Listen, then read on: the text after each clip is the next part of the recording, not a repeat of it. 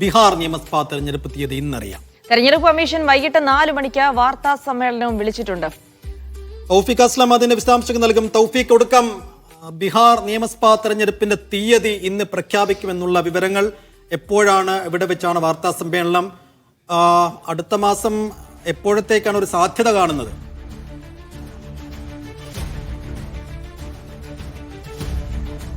സൈഫുദ്ദീൻ, ഇന്ന് വൈകുന്നേരം 4 മണിക്കാണ് തെരഞ്ഞെടുപ്പ് കമ്മീഷൻ വാർത്താ സമ്മേളനം വിളിച്ചിരിക്കുന്നത്. ഡൽഹി വിജ്ഞാൻ ഭവനിൽ വെച്ചാണ് ഈ വാർത്താ സമ്മേളനം. മാധ്യമപ്രവർത്തകരെ എല്ലാവരെയും ഈ വാർത്താ സമ്മേളനത്തിലേക്ക് ക്ഷണിക്കുകയും ചെയ്തിട്ടുണ്ട്. കഴിഞ്ഞ 2 ദിവസം ബീഹാറിൽ തെരഞ്ഞെടുപ്പ് കമ്മീഷൻ ഉണ്ടായിരുന്നു. അവിടെ ബീഹാർ സന്ദർശനമായിരുന്നു. അവിടുത്തെ പാർട്ടികളും അതോടൊപ്പം തന്നെ പോലീസ്, സർക്കാർ ഉദ്യോഗസ്ഥരുമായിട്ടെല്ലാം വിശദമായിട്ടുള്ള കൂടിക്കാഴ്ചകളും ചർച്ചകളും എല്ലാം ഇന്നലെ നടത്തിയിരുന്നു. അതിനുശേഷമാണ് ഇന്ന് വൈകുന്നേരം 4 മണിക്ക് തെരഞ്ഞെടുപ്പ് കമ്മീഷൻ ബീഹാറിലെ നിയമസഭാ തെരഞ്ഞെടുപ്പ് തീയതി പ്രഖ്യാപിക്കാനായിട്ട് ഒരുങ്ങുന്നത്.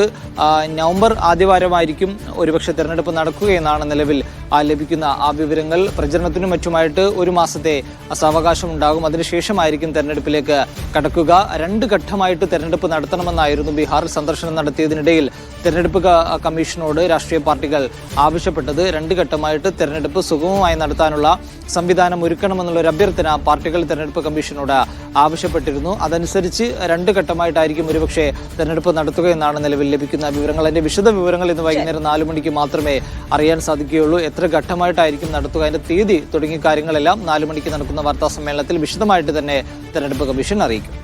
ശരി, അപ്പൊ 4 മണിക്ക് അറിയാം എപ്പോഴാണ് നിയമസഭാ തെരഞ്ഞെടുപ്പ്. അതിന്റെ മറ്റ് വിവരങ്ങൾ കൂടി തൗഫീഖ് അസ്ലമാണ് വിവരങ്ങൾ നൽകിയത്.